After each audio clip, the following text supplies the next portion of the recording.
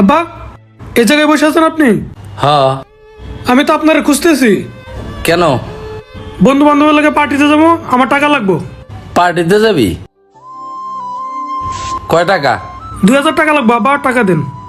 2000 টাকা? টাকা ইনকাম করে দেখছস কোনোদিন?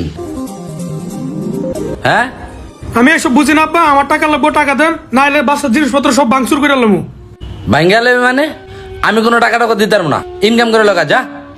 দেখেন আব্বা, আমি কিন্তু খুব ভালোভাবে বলতেছি টাকা দেওয়ার জন্য। বাসার জিনিসপত্র কিন্তু আমি ভাঙচুর করে আলামু। এনে ধর 1000 টাকা নিয়ে যা। দেখেন আব্বা, আমার 1000 টাকা তো হইব না, আমার 2000 টাকা লাগবে, 2000 টাকা দেন। 1000 টাকা আমার হইব না। টাকা ইনকাম করে আমার দেখাইস, ডেলি 2000 দাও, 5000 দাও, বন্ধু বান্ধব পার্টি শার্টি। আমি যেদিন না থাকবো ওই দিন বুঝবা টাকা কি জিনিস। ধরো। অনেক কষ্ট হলো টাকাটা পাইতে। টাকা তো কষ্ট করে আমি ইনকাম করি, তুমি কি বুঝবা?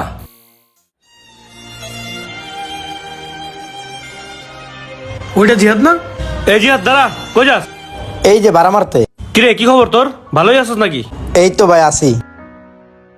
কি রে, তোর এই অবস্থা কি? মাল মুলকায় দিয়েছে আর একদম বসকায় লাইছস। রিক্সা নিছস, মালের টিয়া টুয়া বাস না নাকি? তুই যে এই কথাগুলো কইলি, তুই ওর সম্পর্কে কতটুকু জানোস? আরে হয়তো ভালো স্টুডেন্ট ছিল, আমাদের সাথেই তো পড়াশোনা করতো। দেহস না অবস্থা, মালকায় এই অবস্থা বানাইছে। তুই কতটুকু জানোস ওর সম্পর্কে? জিহাদ, তোর এখন এই অবস্থা কিনলে আর একটু ক। আরে তুই যে আমার এতক্ষণ এই কথাগুলো শুনাইছস, আমার আব্বাই আজকে 3-4 বছর ধরে ঘরে পঙ্গুয়া পড়ে রইছে। আর আমি ঘরের বড় পোলা, সবকিছু আমারই দেখতে হয়। আমার ছোট ছোট দুটো ভাই বোন আছে। তোরা তো বাপের হোটেলে খাস, বুঝোস না। আমার জায়গায় যদি থাকতি তুইও সেম কাজটাই করতি। মানুষকে এভাবে কথা বলা ঠিক না, মানুষের মনে কষ্ট দেওয়া ঠিক না, বুঝছস? শুনছস এবার? তুই তো তোর বাপের কাছ থেকে হুমকি দামকি দিয়ে উল্টা পাল্টা কথা গিয়ে টেকা নিয়ে হোস। আর এই পোলাটা কাজ করে ওর বাপের খাওয়াইতে হয়। এবার বুঝছস? বাপ থাকতে বাপের মর্ম দে, বুঝছস? বাপ হইছে একটা ছায়ার মতো। তুই তোর বাপের কাছ থেকে হুমকি দামকি দিয়ে টাকা পয়সা না টাকা নষ্ট করস, কিন্তু ওই ইনকাম করে আর বাপের চিকিৎসা করতেছে। বুঝছস এই ব্যাপারটা? আচ্ছা ঠিক আছে, জায়গা অনেক কথা কইছে, যদি ভুল হয় মাফ করে দিস। হ্যাঁ আচ্ছা ঠিক আছে, যা, মনে কোনো কষ্ট নিস না বন্ধু।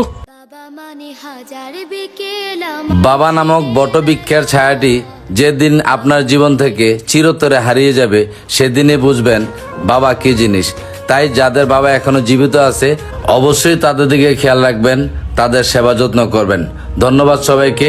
ভিডিওটি কেমন লাগলো অবশ্যই কমেন্টস করে জানাবেন।